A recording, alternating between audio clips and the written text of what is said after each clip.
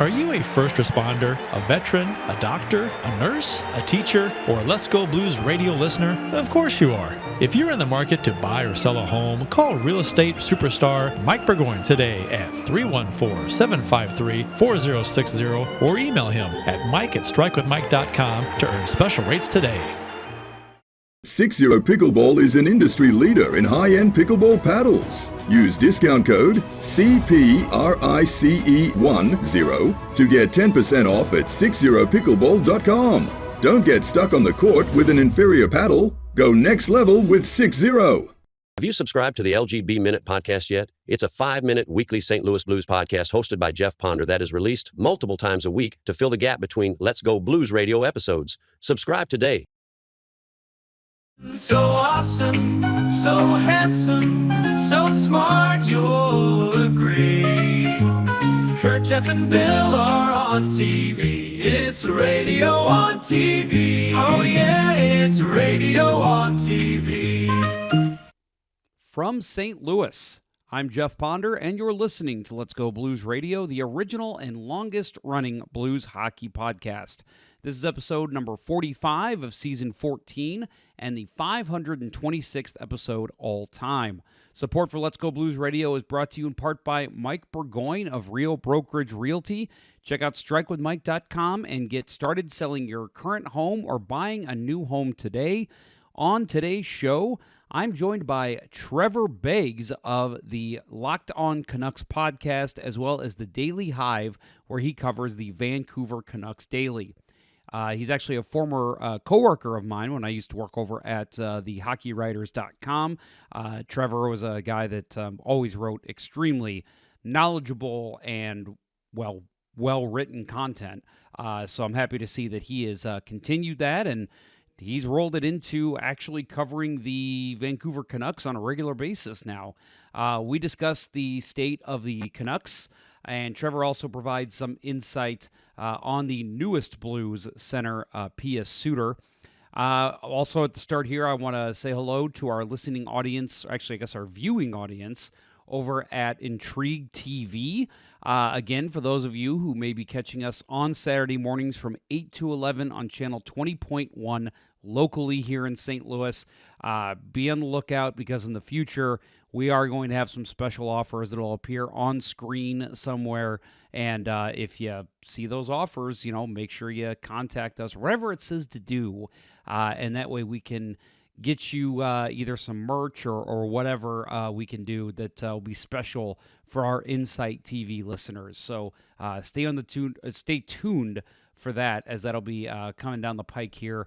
Probably once the season starts, we'll start doing stuff like that. Some news that I want to touch on before we get to talking with Trevor. Fortunately for a Blues prospect, not great news, but I guess technically it's actually good news. Zach Dean, a Blues prospect that did see some time a couple seasons ago with the Blues late in the season. He has entered the NHL and NHLPA Player Assistance Program. This was reported by our friend Lou Korak of the Hockey News. Dean was injured most of last season with Springfield of the American Hockey League with a lower body injury, played in just 11 games, scored 1 goal and 3 assists in that time. Under the terms of the joint program, Dean will return to the club when cleared for on-ice competition by the program administrators. I talked about it, I believe it was even last week, that we never really heard much about what happened to Dean last year. We just know he was hurt. It was an undisclosed injury. No reason to not believe Lou Korak that there was a lower body injury. So it kind of makes you wonder what's going on here. And this is pure speculation that, as someone who's had some significant injuries over time and kind of hindered my ability to do regular workouts, even just go on walks. A couple of years ago, some of you, if you're a fan of the show, you know that I was sidelined for about 6 months with a very odd foot injury to where I couldn't run, I couldn't skate. And someone who's an active person, that, obviously really bothered me. And again, this isn't my career. This is just, something that I do because I enjoy it. I can understand why that can lead to substance abuse issues. I'm not saying the two are related. Again, this is pure speculation, but it just makes you wonder, with his nagging injury he had last year that limited him to just 11 games, was this something that led to him abusing substances, whether it's alcohol, drugs, whatever? And you hear the stories from celebrities about, I was addicted to pain pills because I had an injury and I had to still work, and again, pure speculation, but you just have to wonder if the two are related in some way. But either way, obviously here at Let's Go Blues Radio, we wish the best to Zach Dean. We want to see him back on the ice as soon as possible and just live a normal life. Substance abuse is something I've seen in people in my life, and it really does take over your life. So I'm happy to see it. And that's why I say it was unfortunate news, because obviously Zach's going through something, but it's positive news that he's getting help. So hopefully we see him kind of round the corner here, come back, and heck, maybe even see him in a Blues jersey at some point this year. We don't know. But either way, the most important thing is to get back to leading a healthy and safe life. And whatever this is, hopefully Zach Dean is back to 100%. So we'll see. And again, everything I've said is mostly speculation, but reported by Lou Korak, he will be in this program for the next little bit. So stay tuned to us as well as your typical Blues insiders as to when Zach Dean clears the program and gets back to a normal life. A couple other notes that I wanted to mention. Don't forget the Tom Curver's Prospect Showcase is this weekend. It is in Minnesota this year. The Blues will play on the 12th versus Minnesota, and that is at 7 o'clock. That's on Friday. And then on Saturday, they will play the Chicago Blackhawks at 6 o'clock. Both of those games can be streamed live at stlouisblues.com as well as the Blues app. So if you check them out, I haven't looked. I'm sure they've got little placeholders for where those games will be found. But either way, this weekend, Friday and Saturday, Minnesota, Chicago, 7 o'clock Friday, 6 o'clock Saturday. Watch some Blues hockey. Yes, it's prospects, but hey, it's still pro hockey. Speaking of pro hockey, I love when I get to say this. Training camp officially opens on September 18th at Centene Community Ice Center.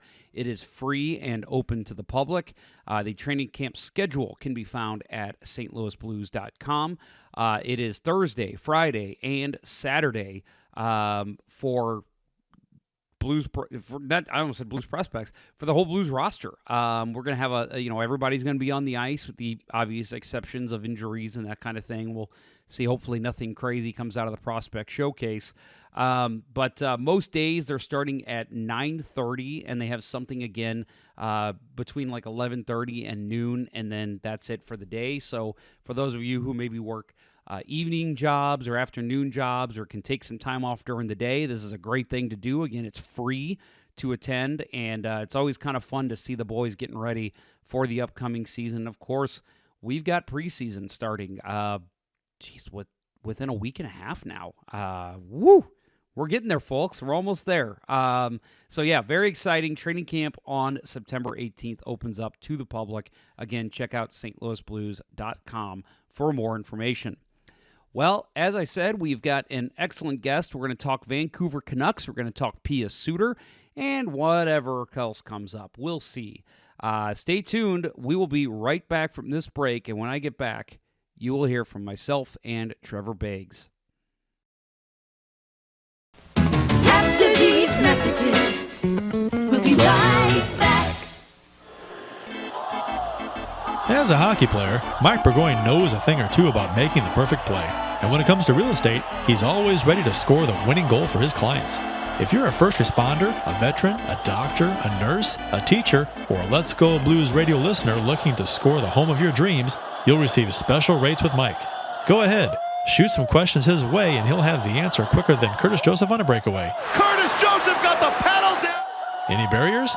Mike will mow them down like Chris Pronger in front of the net. He'll score you your dream home or sell your existing home faster than a Brett Hull one-timer. Flip past the Hall. He shoots. He scores! See Burgoyne's real estate prowess in action today by emailing him at mike@strikewithmike.com or by calling 314-753-4060.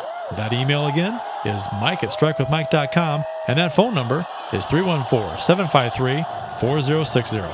Getting Mike Burgoyne on your team will be the boost your power play needs. The battle for the top spot in the league is on the line.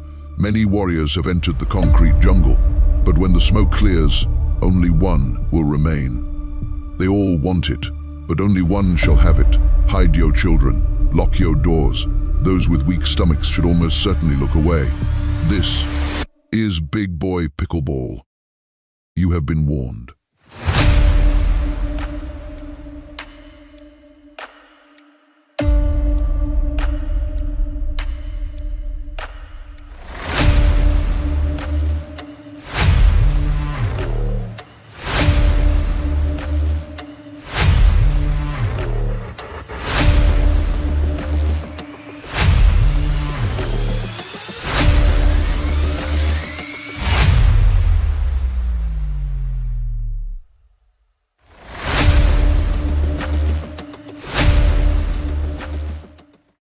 Already know that you love hockey, and you obviously already love the Let's Go Blues Radio podcast, but what about filling the gap between weekly Let's Go Blues Radio episodes? That's where the LGB Minute comes in. Hosted by Jeff Ponder, the LGB Minute is an entertaining, down and dirty, 5-minute St. Louis Blues podcast released multiple times a week to keep you informed of all things St. Louis Blues. So make sure to subscribe to the LGB Minute anywhere you listen to podcasts, like right now. Do it now. Just click subscribe. It's easy. Please.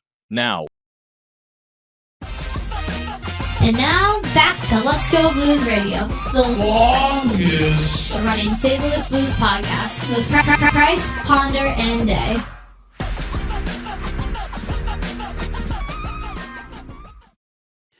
And we are joined today by Trevor Beggs. He is a Vancouver Canucks and NHL at-large reporter for the Daily Hive Vancouver, as well as one of the two voices behind Locked On Canucks, the Daily Vancouver Canucks podcast. We all know the Locked On Network here in St. Louis. We love our Locked On people. So, Trevor, thank you very much for coming on the show today. Jeff, my pleasure, and good to see your face again after our years at the Hockey Writers together. Still in the industry, making things happen, man. That's right. Yeah, it was funny, and I always love running into former THW people. We've had Dan Rice on the show thousands of times. It seems like he's still a good friend of mine that I text all the time, and we talk all the time. It's like when he was doing PWHL coverage, he would always be like, yeah, I talked to so-and-so and I forgot who he was. And then it was like, oh yeah, we worked at THW together. I knew the name. And I'm like, similar thing with you, Trevor. So I actually asked a friend of the show we've had on a couple times, Chris Faber, who is actually doing work for the NHL and the Vancouver Canucks now. And he said, he's like, I'm going to pass you on to my buddy, Trevor Beggs. And the minute I saw your name, I'm like, okay, I know that name. I've probably just seen his work. You mentioned you're on Locked On Canucks, so I thought, okay, maybe that's how I know him. And then when I emailed you, you instantly shot back, hey, former THW colleague. And I'm like, that's how I know the name. So, yes, I love seeing the progression that so many people have made since leaving THW. It really is a great site to get started and kind of get your name out there because it's a reputable site. Lots of people actually have credentials through that site, but you have moved on to the Daily Hive Vancouver. What can you tell me about Daily Hive for those of my listeners who actually might be in the Vancouver area? Yeah, so Daily Hive started out as a website called Van City Buzz. And ironically, my first ever writing gig was with Van City Buzz way back in 2013 during the John Tortorella year. And yeah, it's now evolved again, started in Vancouver. Now it's actually Canada's largest digital only news publication. So they changed it to Daily Hive. So there's sites all across Canada, and they got their sports branch, which is Offside. And yeah, I've been freelancing there. I hopped back in 2019, and now I've dove in here full time in 2025 to cover the Vancouver Canucks. Yeah, and I'll say that I just found this out myself off air that apparently this is your first year being a full-time a writer for the Daily Hive and Offside, as you said, and you'll actually be covering the Canucks daily, which is very awesome, and a huge congratulations to you. Yeah, I appreciate it, man. It is the dream job after all, and I've been lucky. Daily Hive's gotten me in the door at Canucks games. That you could call me the backup goalie in terms of being at the rink to cover some games. So I've covered 5 to 10 games a year, and ironically, the first game I ever covered was Jim Benning's last game as GM of the Vancouver Canucks. So I like to think I'm a good omen for the organization. Of course, since December of 2021, it's much like it has been in Vancouver Canucks history, very up and down. But yes, we'll see if there's better things to come here in 2025. You mentioned the John Tortorella year, and I actually forgot that he was a Canucks coach for one season, and that was the famous incident with him trying to enter, was it the Flames locker room? Yep. Yeah, that was it's good old Torts. Yeah, it's funny. We get these characters in Vancouver that are often entertaining, whether or not they're successful or not is leaves something to be determined. Of course, John Tortorella, a great quote, great guy to listen to. Not so great for the success of the Vancouver Canucks. And now with Jim Rutherford, of course, there was a lot of hope for the Vancouver Canucks when he was first brought on board after Jim Benning's firing. And, over the past 12 months, it seems like the opinion on him is kind of soured. But much like John Tortorella, he's still delivering some jaw-dropping quotes. And again, not a boring guy to listen to if whether you're a Canucks fan or not. Yeah, and I'll say, so, the big reason I wanted to bring you on wasn't just because the Blues just signed a guy away from Vancouver, but because the Blues and Canucks were pretty much battling almost all season last year for a wild card spot, along with the Calgary Flames. And Vancouver, for a while, had a pretty commanding lead before the Blues really kind of skyrocketed after the Four Nations face-off. So, as someone who was covering the Canucks, someone who's obviously followed the Canucks for a very long time. From your end, from the Blues end, we were all, well, it's Vancouver, doesn't matter what they do because the Blues are just in control, 11-game win streak. They're killing it. From the Vancouver side, was it more, yeah, St. Louis is just catching up and we're still playing well? Or do you think Vancouver kind of faltered and they were kind of the reason they maybe didn't make the playoffs? No, it was definitely all the Vancouver Canucks. I mean, it's not you, it's me. Like, it was the Vancouver Canucks last season. It's so much drama surrounded this team. I mean, the whole NHL knows about it. The whole rift between J.T. Miller and Elias Pettersson, lots has been reported there. But the general story is, Pettersson just didn't come into camp in great shape, whether you want to blame injuries or not. And that's where it seemed to all spiral. And even some reports today about, the power play meetings throughout the season being completely dysfunctional because two guys didn't want to talk to each other in those meetings. And you can see it on the ice of the Vancouver Canucks, right?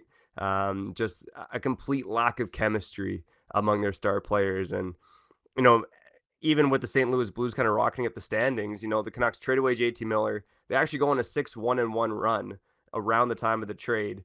Then the Four Nations break hits. They come back and they were never a threatening team, right? It was just win one, lose one the whole way through.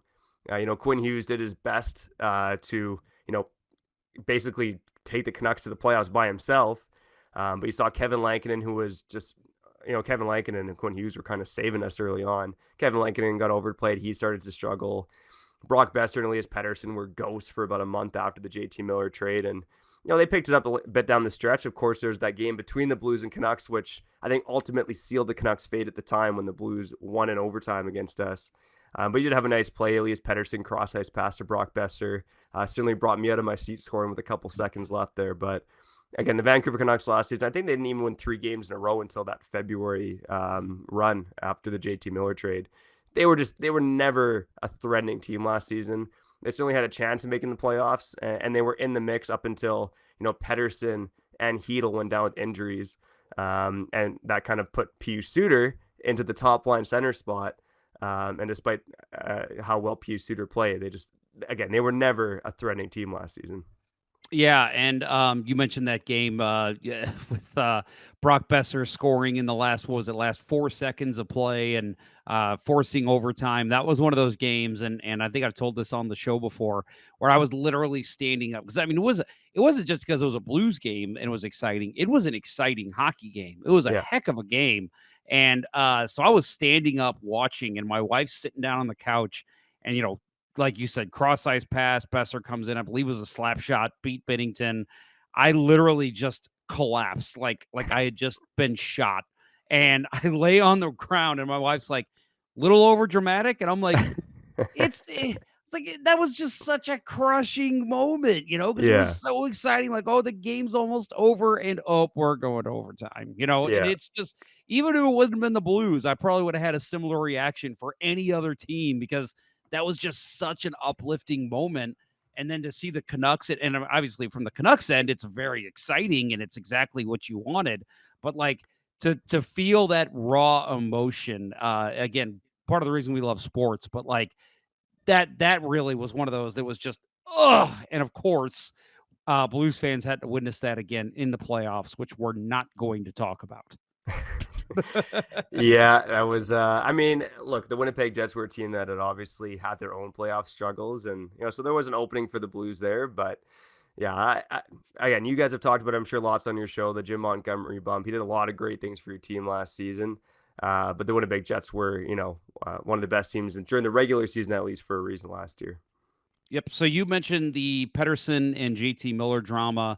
That was something that was captivating hockey fans pretty much all last season, from what we heard, and the big thing there too. And you mentioned Pettersson kind of coming in camp maybe a little out of shape. He had just signed an 8-year extension, $92.8 million in March of 2024, so this was his second year. I'm sorry, he's entering his second year of that extension. And then all of a sudden you're hearing, he's having problems with another all-star player. That's got to be one of those moments for Canucks fans that's just like, oh my God, like, can we not get over the hump here? Like, we signed this guy to a huge deal. He's going to be on this team forever. But obviously, JT Miller's not. We're going to have to get rid of him, or somehow, if anyone wants to take Pettersson. I mean, walk me through the kind of turmoil that you were probably feeling either as a Canucks fan or even somebody just who's around the organization. To be honest, Jeff, it's just par for the course of being a Canucks fan. It's I know your St. Louis Blues have kind of gone through some interesting things in their history, decades without a Stanley Cup until 2019. By the way, thanks for knocking off the Boston Bruins. I definitely was a St. Louis Blues fan in June of 2019. As was 31 other teams' fans. There we go. Yeah, the St. Louis Blues, the beloved guys in hockey in 2019 there. That's right. Yeah, I mean, look, the Canucks in 23-24, they looked like they had gotten over the hump, right? They were one of the best teams in hockey. They pushed the Edmonton Oilers to the 7th game in round 2 with a third-string goalie in net. And oh, by the way, during that run with Elias Pettersson, not playing very well either. So despite those things, they still gave the Oilers a run for their money. I know the Oilers have talked about how that series was one of the toughest things they've gone through, how that changed them overall. But in terms of the Canucks, it's kind of scary to say, but their future really hinges on Elias Pettersson, right? And it's quite frankly kind of hard to trust this guy right now. Look, like you mentioned, he signs that big extension in March of 2024, but really his game has dropped off since the All-Star break in January of 2024. I was running the numbers for some work at Daily Hive and Locked On. When Rick Tocchet first took over, up until the All-Star break in January 2024, so about a season-long stretch, Pettersson was 7th overall in the NHL in points. At the time of the All-Star break in 2024, he was on pace for 107 points. And since then, he's basically been a low-end second-line center. And the defensive game's still there, but just the playmaking, the speed have been gone from his game. And you can blame injury to an extent. He says now that he's healthy, he's bulked up, all this stuff. But again, when your future kind of hinges on one player, and of course the Canucks made a massive commitment to this guy, it's a bit of a frightening thing, right? The Canucks have so many question marks down the middle right now. Can Elias Pettersson bounce back? Can Philip Heel be a second-line center? And now they decide not to re-sign Pius Suter. You got now young Atu Ratu with 48 games of NHL experience as potentially your third-line center. it's always tumultuous in Vancouver, and it certainly seems tumultuous right now. Not even mentioning all the Will Hughes leave drama. Oh gosh, yeah. I'll tell you, as a Blues fan, that annoys me to hear constantly. Like, oh, Quinn Hughes is leaving Vancouver to go to New Jersey. Okay, what's your source? Who's saying this? Oh, I read it on a forum. Oh, shut up. That doesn't count. So for me, it's even me. I'm sitting here like Quinn Hughes seems, from what I can tell, he seems pretty happy in Vancouver. Yes, we would all love. One day if I were somehow in my 40s to make the NHL and my brother in his 50s were to make the NHL, yeah, I'd want to play with him too. But like, I'm also happy where I'm at. So for you, like, what's your take on that? Do you get the feeling that Quinn Hughes probably is okay staying in Vancouver? I think it's a question now based on what Jim Rutherford said in April. Like, look, this was, a simmering storyline in Vancouver, the best player on the team with 2 years left on his deal. Obviously, he's extension eligible next summer, and he's probably, is it safe to say he might double his salary based on the way salaries are going, right? $7.85 million right now. Could he be a $15-16 million player? I think that's plausible.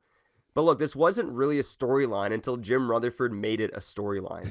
When he had to come out and say that Quinn Hughes wants to play with his brothers, that's out of our control. It's in our control if we could bring him here. And, if you listen back to that presser, it was the last answer he gave in that season-ending press conference. And I think Vancouver Canucks media was so shook that no one had a follow-up question. They just cut it off after that. So look, it's been a storyline since then. And, Jack comes out and he's talking about how he wants to play with Quinn. And look, you can't fault the guy for saying that. Mm-hmm. But look, I think for Canucks fans, there's a lot of trauma in this market. Quinn Hughes, I think he's been honest, saying all the right things. Like, he hasn't made up his mind yet. He's happy in Vancouver. But he did talk about how last year wasn't fun, and you can't blame him for that either. I mean, look what happened to this team. Sky high expectations.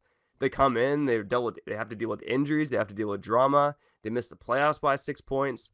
I mean, it's you wouldn't really fault this guy if he's kind of looking at his brothers in New Jersey saying, maybe it would be pretty nice to play with my brothers.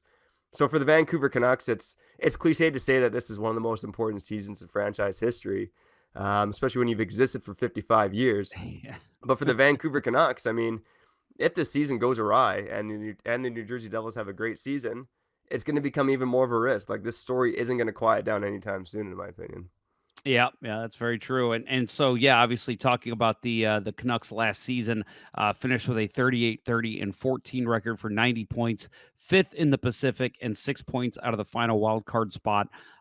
So the finished behind the Calgary Flames there. Again, someone they were kind of battling all season. So, looking at the summer the Canucks have had, Brock Besser was re-signed on July 1st, much to a lot of people's surprise, actually, for 7 years, $50.75 million. And then we also saw Evander Kane get moved over, $5.125 million in the final year of his contract. He comes over to Vancouver from Edmonton, kind of a guy that you love to hate. So, looking at where this team finished last year, 90 points, 6 points out of a playoff spot, and also in the Pacific Division, who has not turned out a lot of wild card teams since we've moved to this format. It's typically been dominated by Central teams. What do you see this team doing this year? Do you see them kind of, obviously, there's a lot of things that have to hit. Pettersson has to have a better year. Quinn Hughes has to play almost the exact same way he's been playing the past couple seasons. Goaltending, Thatcher Demko needs to be more healthy. But in your opinion, the moves they've made, re-signing guys, moving guys out, where do you see this team kind of finishing at the end of the season? There are a ton of question marks and a ton of risk in this team, right? I kind of mentioned the center depth. You got a rookie head coach in there in Adam Foote, who has never coached as a head coach a pro hockey game before. But I do try to remove my, blue and green colored glasses here and, just taking a step back. So much went wrong for the Canucks last season, and they were still in the fight until April, right? They were still battling for a playoff spot really until early April there, when they inevitably did miss by 6 points. I don't think Pettersson's going to have 45 points again. I don't know if he's going to bounce back to a superstar level, which if the Canucks are seriously going to compete for a cup at some point, they kind of need that. But I don't see him finishing with 45 points again. Quinn Hughes, I mean, of course, he had an incredible season, but he was battling injuries down the stretch. It was part of the reason the Canucks did miss the playoffs. He still played as a number one defenseman, but I'm trying to remember the injury off the top of my head. He had a torn ligament in his hand. He had a torn oblique muscle, and he had a groin injury. He also took a puck to the face. He wore a shield for a bit there. Like, he did deal with a lot of injuries last season. The goaltending, I think, has the potential to be one of the best tandems in the NHL, right? You got a guy in Kevin Lankinen who can spot Thatcher Demko a lot of starts. If Thatcher Demko can stay healthy, that tandem alone could, propel the Canucks to a playoff spot. I think they got one of the best blue lines in the NHL with Philip Hronek, Quinn Hughes, and Marcus Pettersson as your top three defenders. It's arguably the best defense core we've seen since the Canucks were, cup contenders in that 2011 season. So there's things to like about this team. I still think they're firmly in the wild card mix, but there's competition, right? Welcome to Gary Bettman's NHL. Lots of parity. And you got one seller right now in the market, and it's the Pittsburgh Penguins. So I think the Canucks are going to be in the mix for a playoff spot, absolutely. I would probably bet that they're going to have more than 90 points, but, they got the St. Louis Blues, the Utah Mammoth, the Minnesota Wild, the LA Kings. There's all these teams who the Canucks are going to have to battle, and there's not much that separates those teams right now. Yeah, I agree. So is there any big names coming up through the pipeline? Obviously the Canucks not really finishing top of the league the last couple of seasons. They've had some nice draft picks. Any of those guys ready to make the jump to the NHL this year? Yeah, I mentioned Aatu Räty. I think you could still call him a prospect, drafted in 2021, still only 22 years old. He was a bright spot for the Vancouver Canucks at the end of the season there. He actually had a great camp last year. Stayed with the team as the season opened, played 20 games, wasn't all that impressive. Went back down to the minors, was almost a point a game. They recalled him at the end of the season. He had 5 goals, 7 points in his last 12 games. So it's a risk to say that this guy's going to be a third line center because he is pretty inexperienced. But, this was a guy, up until the year before he got drafted, like, he was in conversation to be the number 1 overall pick. So he's got a good skill set there. His foot speed is still a concern. So he's one guy. Tom Melander would be the other. Tom Melander and Jonathan Lecker-Mackey are the other top 2 prospects, not including Braden Coots, who they just drafted.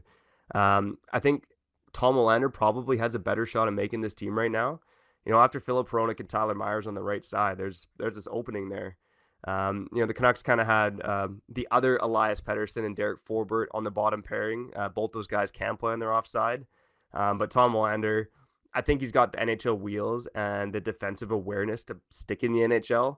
A couple good comparables for him in terms of production and style would be Brock Faber, and going back a bit further, Mike Matheson. So I think Tom Melander right now is more likely than not to start the season in Vancouver, but we'll see how training camp goes. And then the other guy I mentioned, Jonathan Lecker-Mackey, he was great in the AHL last season, was one of the top goal scorers for among guys his age. He did play 24 games for the Canucks last season, 3 goals, 6 points. I think he's one of those guys that will start the season in the minors. I think smart organizations just leave guys like that, smaller, skilled forwards, give them more seasoning in the AHL. I mean, that's typically what good teams do. And I think that's probably what the Canucks should do with Jonathan Lecker-Mackey. So Lecker-Mackey, Willander, and Räty are probably the 3 guys in terms of prospects to keep an eye on. Awesome. Good to hear. Well, maybe making room for those guys is part of the reason they let Pius Suter go. We mentioned that, the Blues signed him, obviously a guy that Blues fans are excited about, see where he fits in either on the second or third line.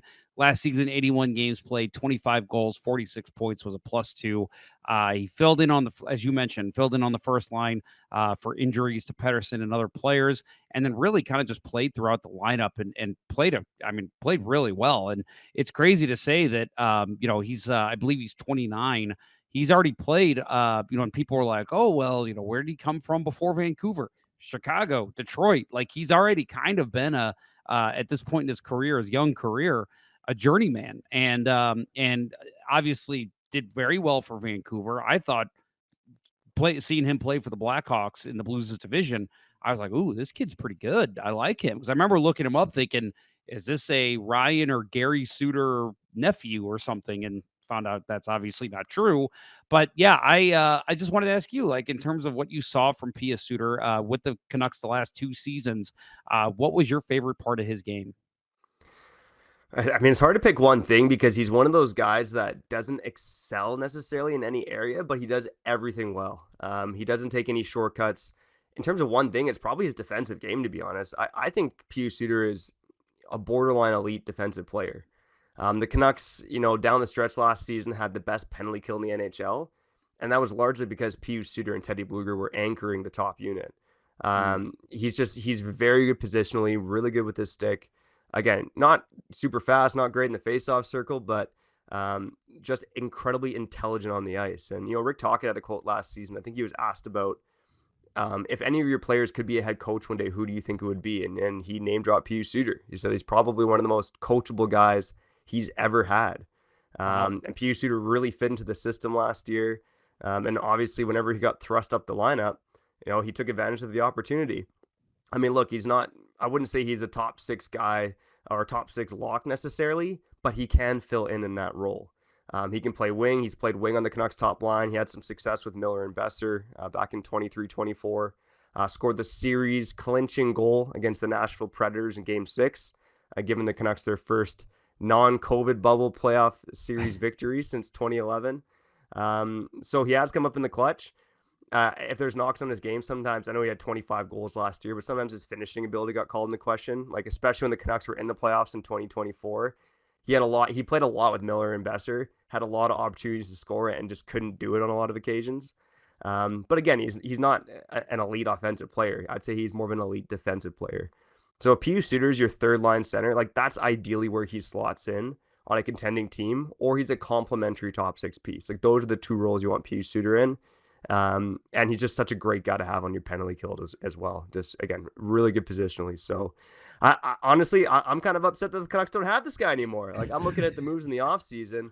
You bring in Evander Kane, who is a very, very different player from Pius Suter, but I would argue that Pius Suter is more valuable. A guy that's still in his prime, a guy that's that is on a really good contract, in my opinion. So again, looking at what the Canucks have down the middle right now, I think they were unwise to let Pius Suter go, and I think he's going to have a hell of a season for you in St. Louis there.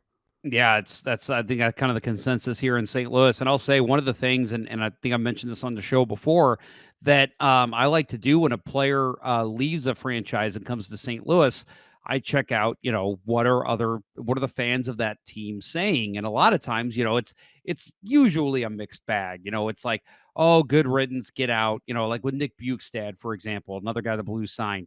It was very much a mixed bag. Yeah, good luck. Go to St. Louis. See ya. We don't need you. Other people saying, oh, yeah, he's a great 4th line center. We'll miss him. That kind of thing.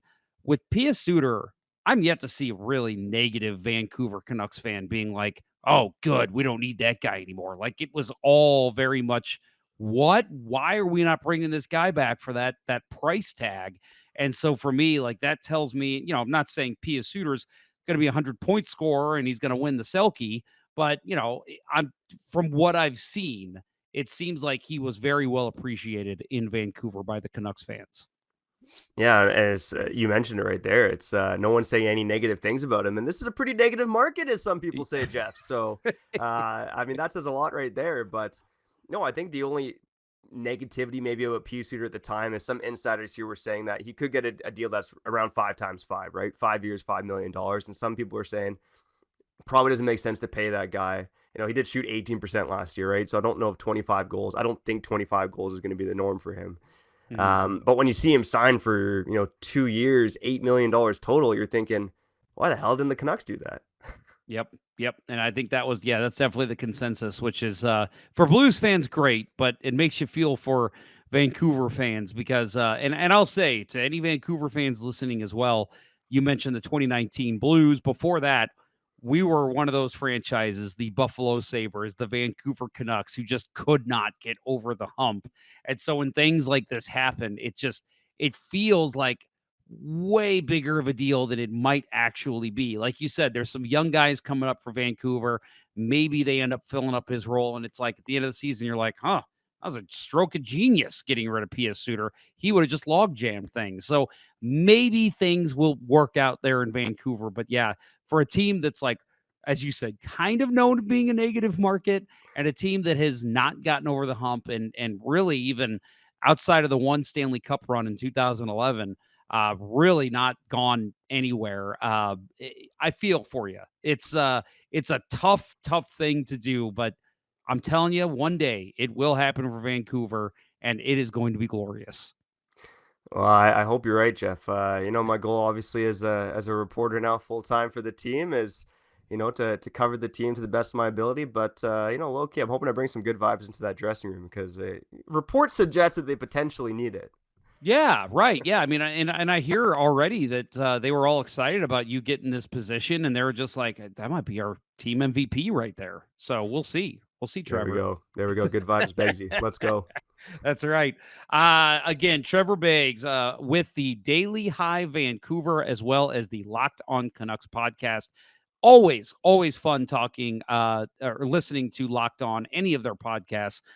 They're usually fairly quick, and they also like daily. It's just a fun, quick thing to listen to. So I definitely recommend, if you're wanting to learn more about the Vancouver Canucks, check out Locked On Canucks wherever you get podcasts.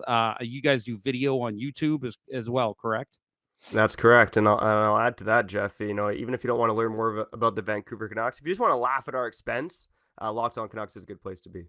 That's a great point. Trevor, where can people interact with you and find you and all your work? Obviously, Daily Hive, what's the website, and then as well as any social media you'd like to promote? Yeah, Jeff, appreciate you having me on again. Good to reconnect. It's been a little while. Always. You can find all the sports content that we're writing on dailyhive.com. Our branch on that website is called Offside. That's the sports department at Daily Hive. You can also find me on Twitter at Trev Beggs. Awesome. And that's 2 G's, correct? That's 2 G's, exactly. That's like right. eggs with the B on top. I always say that I enjoy, like, there's a lot of people who say, the people with, 2 first names, like you can't trust them. I always say the people you can trust whose names are sentences, and your name is a sentence. So I always appreciate that. Yeah, there Have you you go, ever been told that before? I have not. I was actually thinking more so you can trust guys who, have action words in their last name, and with Ponder and with Beggs, those guys you can trust. Maybe the Ponder more than the Beggs, but still guys you can trust nonetheless. Well, you can beg to ponder, Yeah, I mean, there you go, man. yeah, there you go. You always want to think. Cool. Trevor, thank you very much for coming on the show. We'll have to have you on again sometime when maybe when the Blues and Canucks battle. Really appreciate it. That is Trevor Beggs, Daily Hive Vancouver, Locked On Canucks podcast. Make sure you check both those out. Thank you very much for coming on today. My pleasure, Jeff. Well, thanks again to Trevor for an interesting interview. Make sure next week you tune in as I actually know what I'm doing next week this time.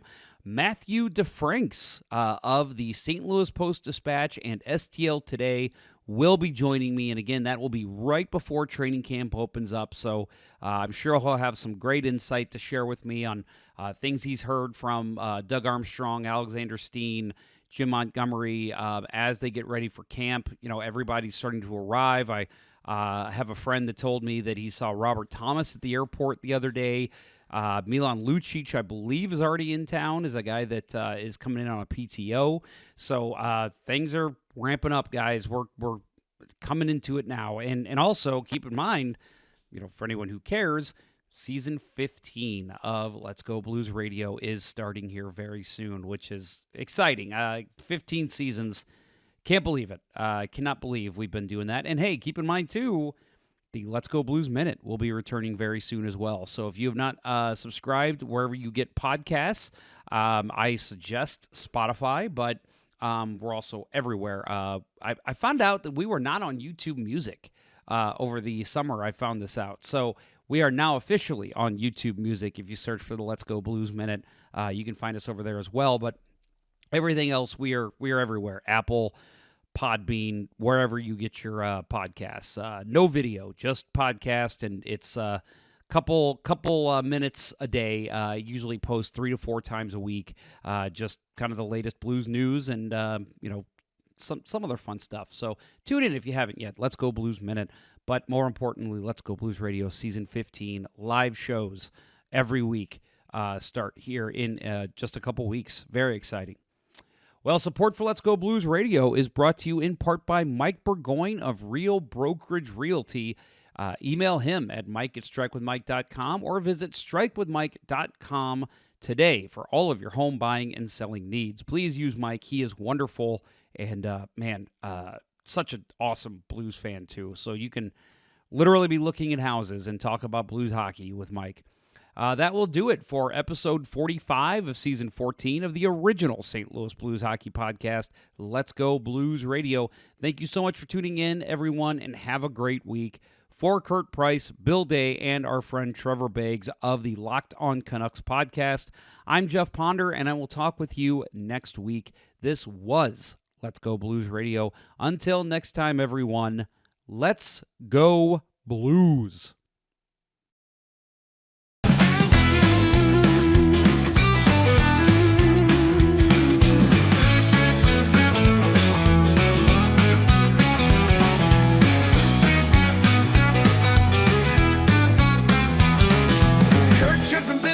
TV talking St. Louis Blues hockey, moving fast, can't catch the beat. Skates on fire, ice on defeat. Curt, Jeff, and Bill.